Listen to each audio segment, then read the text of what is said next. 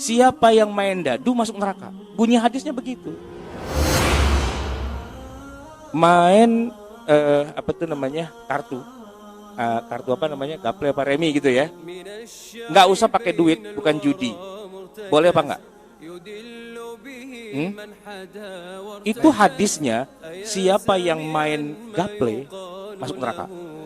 Hadisnya gitu, hadisnya bermain dengan nardashir itu dadu. Siapa yang main dadu masuk neraka. Bunyi hadisnya begitu. Sekarang saya tanya, boleh nggak kita main dadu? Iya, ular tangga, terus ludo, terus halma, terus kan pakai dadu tuh, kocok-kocok gitu kan.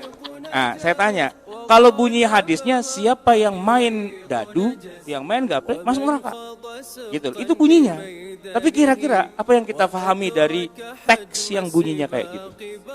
Maksudnya itu adalah judi, kan gitu. Karena di masa lalu judi itu selalu pakai gitu. Iya kan? Judi selalu pakai itu. Maka ketika disebut haram main dadu, haram main remi, gaple dan sebagainya, syatranj itu terjemahannya adalah catur. Siapa yang main catur masuk neraka. Nah gitu loh. Itu hadisnya sahih Pak, Bukhari juga itu. Jadi kalau kita pakai hadis secara pemahaman tekstual, masuk neraka semua kita. Main gaple, main dadu, ya kan semua gitu. Itu semua haram. Hah? Surga serpi. Tapi ternyata yang dimaksud nih para ulama, hebatnya para ulama, tidak melihat teksnya, tapi melihat konteksnya. Apa yang dimaui oleh hadis itu sebenarnya itu bisa difahami dengan akurat oleh para ulama. Tapi kalau yang bukan ulama, belajarnya cuma dari kamus bahasa Arab, syatron, catur, masuk neraka, haram, gitu kan? Gitu aja udah, gitu kan? Ma'azif musik, haram, berarti kan gitu kan?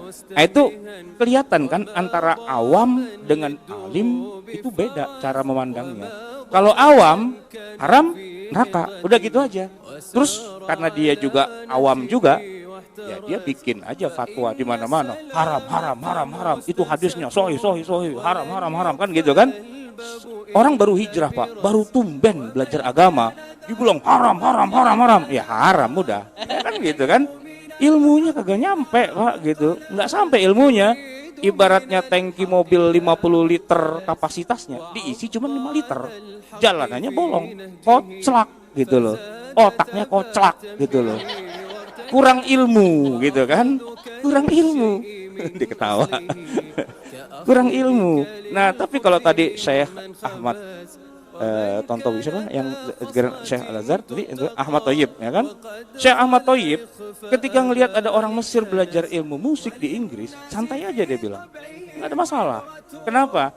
Karena ilat keharaman musik itu adalah Anda jadi tidak sholat, Anda jadi minum khamar, Anda jadi zina di situ dan melupakan segala sesuatu. Itu ilatnya gitu. Walaupun bunyi hadisnya cuma bilang nggak boleh ma'azif, tapi wal muradu bukan hanya sekedar benda ma'azif, tapi konteksnya di masa itu adalah kalau disebut ma'azif berarti itu maksudnya gitu.